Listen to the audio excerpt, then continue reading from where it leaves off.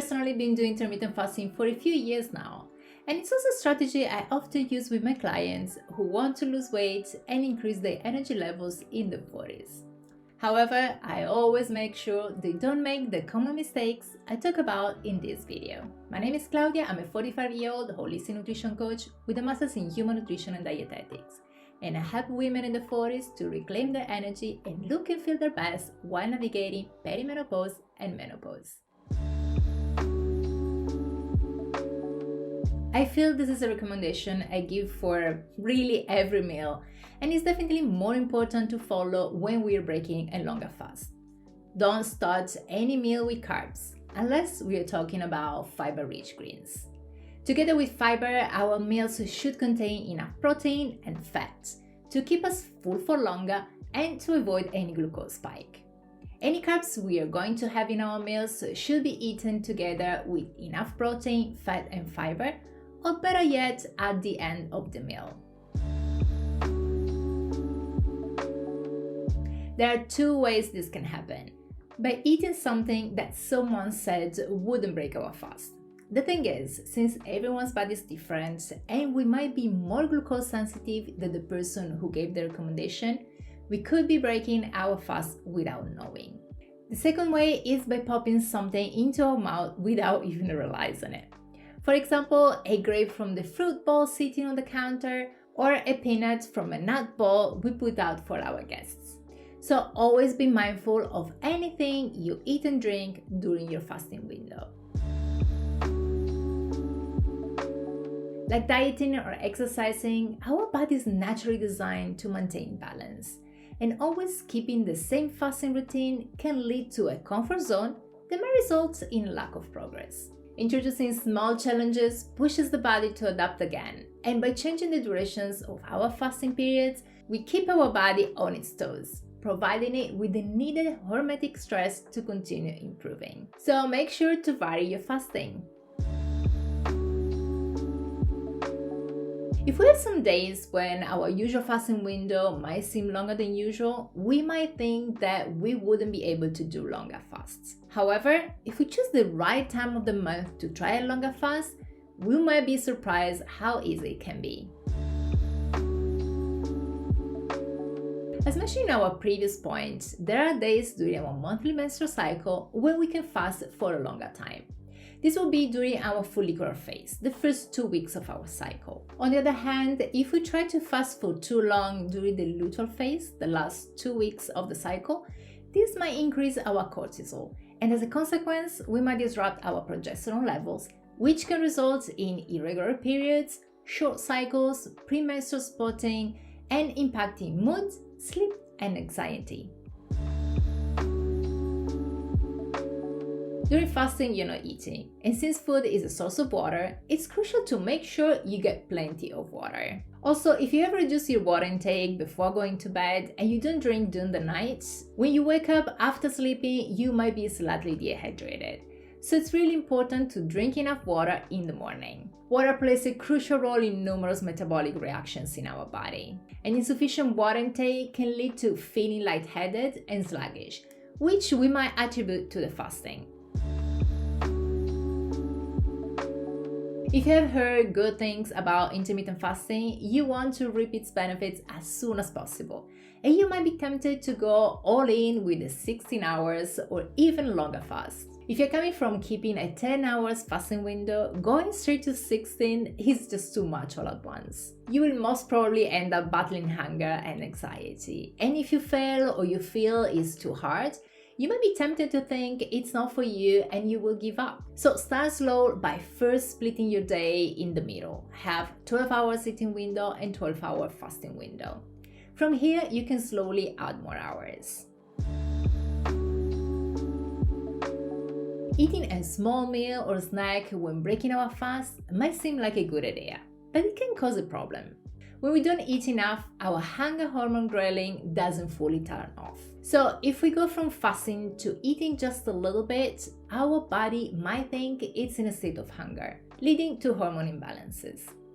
It's crucial to eat enough until you feel satisfied, not just during intermittent fasting, but in general to avoid these hormone issues. Yes, collagen can be good for us, but let's have it during our eating windows because it actually breaks our fast. Collagen is an amino acid that can be converted into sugar through a process called gluconeogenesis, especially when there are no carbohydrates present. This can trigger an insulin response. So if you're having keto coffee during your fasting period, it's better to skip the collagen. Save it for when you're having a smoothie or mix it into your water later on. When we don't get enough sleep, our body doesn't fully recover from the previous day. This leads to higher cortisol levels, the stress hormone, and an increase in ghrelin, the hunger hormone, the next day. The reason for the heightened hunger hormone is that our body is trying to make up for the lack of repair during the night by seeking more energy from foods. This makes it challenging to maintain a fasted state the next morning. So getting good sleep is crucial not just for our overall well-being, but also to make fasting easier. Adapting intermittent fasting to our lifestyle means that it doesn't interfere to our normal way of living. If we stop being social or do the things we like to do because we have already started our fasting window, it's not the best choice. I believe it's a good thing to be able to say no when we want to, but intermittent fasting shouldn't be the reason for us to not keep our normal social life. Epidemiological studies have shown that being social and part of a community is an important piece of a healthy lifestyle and longevity. There is a chance we are doing intermittent fasting to lower our insulin levels and to eat less. If that's the case, keeping carb intake too high will drive insulin up and down, making us hungry whenever it dips, which in a high carb meal is just after 2 hours. So as mentioned earlier, make sure to eat meals that contain enough protein, fat, and fiber. Since we might be eating less when doing intermittent fasting, we might think this would allow us to eat and drink whatever we like. However, let's not forget that eating whole foods should always be a priority in our diet to be able to cover our macro and micronutrients intake.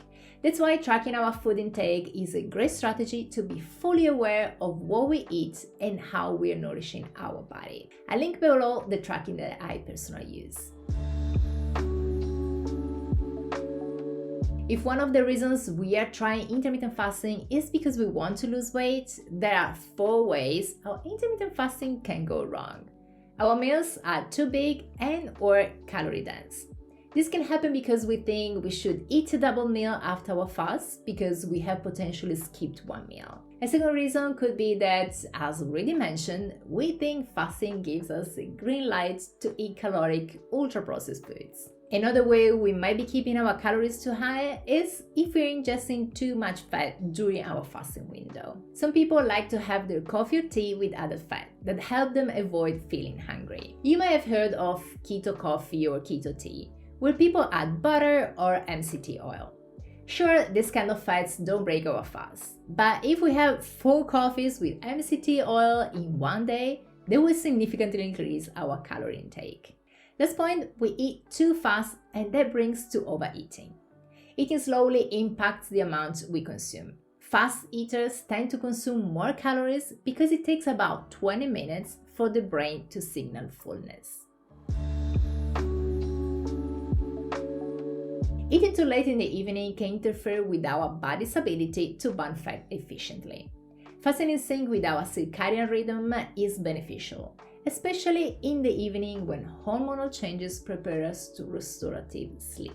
Consuming a meal 1 or 2 hours before bedtime disrupts this balance, impacting melatonin production and insulin regulation. Elevated blood sugar levels and increased core temperature from a late night meal can interfere with the deep sleep needed for proper repair and restoration. I used to fast 14 to 16 hours daily, and at 45, my period became extremely irregular. It was only after changing my approach to intermittent fasting that my period normalized and I began to lose more body fat.